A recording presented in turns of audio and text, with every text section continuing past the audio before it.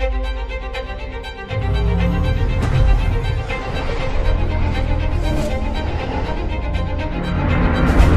Assassin's Creed 4, we are going to the pirate era, the 18th century Caribbean to be more specific. This was a time period that was really filled with a lot of intrigue, a lot of really legendary characters. And with every AC, we always try to transport players into a time and a period that was a key moment in history. We love going to places where we know players will never actually be able to visit time-wise and physically perhaps. So the age of piracy, it's an incredible moment in time where a bunch of lawless men decided that they were going to take control into their own hands and attempt a democratic government. But these guys were pirates, so they partied and they drank their gold away, and so this government failed in a spectacular fashion. And then subsequently the people that attempted it after them was the American Revolution. So we wanted to tell the tale of an attempt that failed, where AC3 was an attempt that succeeded. It is a pirate theme, it is 18th century, it is about these people that existed who were pirates. But we are not telling the Disney-fied version of pirates. You know, at some point, I guess with Treasure Island, the idea of piracy was very romanticized. And we felt as a dev team that there was this really incredible opportunity to tell the actual you know, the realistic version of it, the very gritty version, you know, for lack of a better term, I'll say the HBO version of pirates. We see that there is this opportunity that exists out there. No one's done it. So this is the tone we're going for, something that's much more gritty, much more authentic.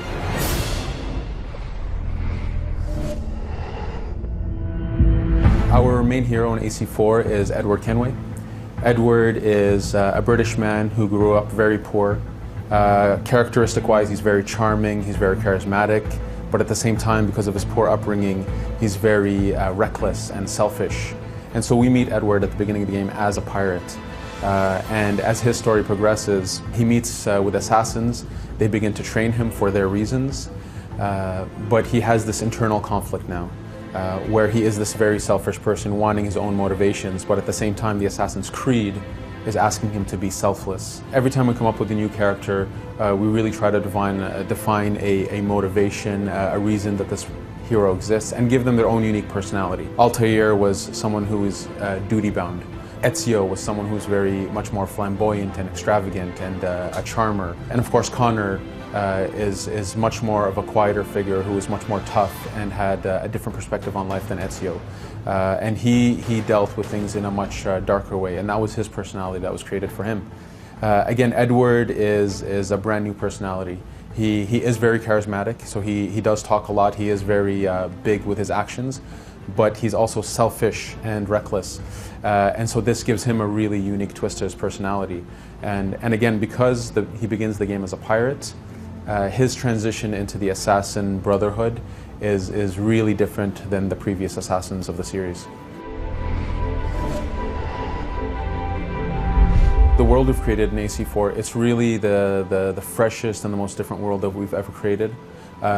As previous ACs, we still have the main cities. We have 3 main cities, Havana, Kingston, and Nassau. But we've also built a really massive world that's filled with 50 unique locations. And the way the players travel through this world and the way they interact with the different things is really different than previous ACs. For example, as you're driving the Jackdaw, your ship, when you see a beach, we want players to, if they feel like it, let go of the wheel, jump in the water, swim to that beach, do their thing, and then come back without ever having a break in the pacing or in the immersion. This is really important for us because, again, it gives credibility to the world. It makes you feel that this world does exist. Every element in it is integrated properly. And that this world is really beautiful and stunning, but it's also logical and credible.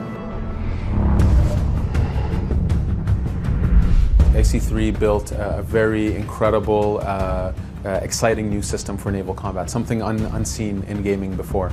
But we really saw this as a tease. It was a tease to a bigger system. And so we've taken this and we've built on this strength, really going deep on more enemies, different types of AI, new weapons, a really deep progression system on the Jackdaw. It's a ship that you need to customize and you need to upgrade and give it new weapons. You need to take care of its crew. Edward himself can be upgraded. There's a big progression system around Edward himself, and the hunting system and the harpooning activity actually, which is the hunting in the sea. These two systems feed into the progression of Edward as a hero. Edward can carry up to 4 pistols. You start the game with 1, and then you need to upgrade to be able to carry the 4. You can shoot 4 back to back, you can shoot 2 or 3, and it actually changes your combo in a different way. The stealth element, we want stealth to be a viable component, a viable gameplay for players. So we've been working really hard on having new gameplay ingredients, a simplified detection system so that the rules of being detected are much easier to understand and have stronger feedback.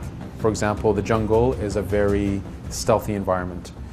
You don't have to play in stealth, but good luck not playing in stealth. There are enemies and dangers that really incentivize you to be stealthy. The split between the naval and the land, in the missions, in the main path, it's about 60% land missions, 40% naval. But just to be very clear, we do not see this game, and we don't want anybody playing this game to see it as a game that's a sea game with land maps that you load into. It's the Caribbean, it's one world. Our mission structure is much more open-ended. People loved the assassination setups from AC1, and we wanted to have this ideology back in the game. The idea that we give you a simple objective and you use whatever tools and mechanics you have at your disposal to accomplish this goal. So there's a lot less hand-holding in the missions. It's really giving basic objectives, simple objectives, and then as a player you do what you want to accomplish that.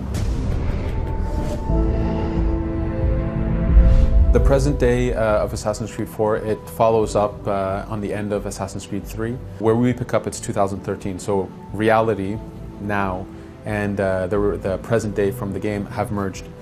So we've taken this opportunity to actually have the player more ingrained into the narrative, the player themselves be part of the story. So the new present day hero is you, the player.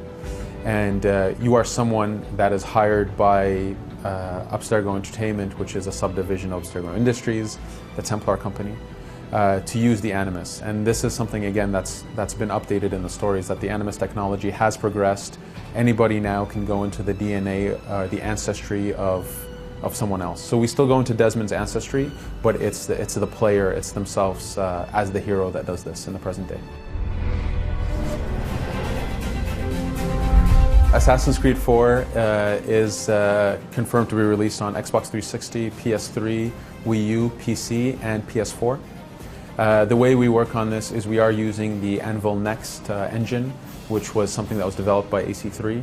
The Anvil Next was really meant for next-gen technologies, and it had the ability to also work for current gen. So we are working in one engine. Right now as a dev team, we are really focused on AC4, the core experience of Assassin's Creed 4.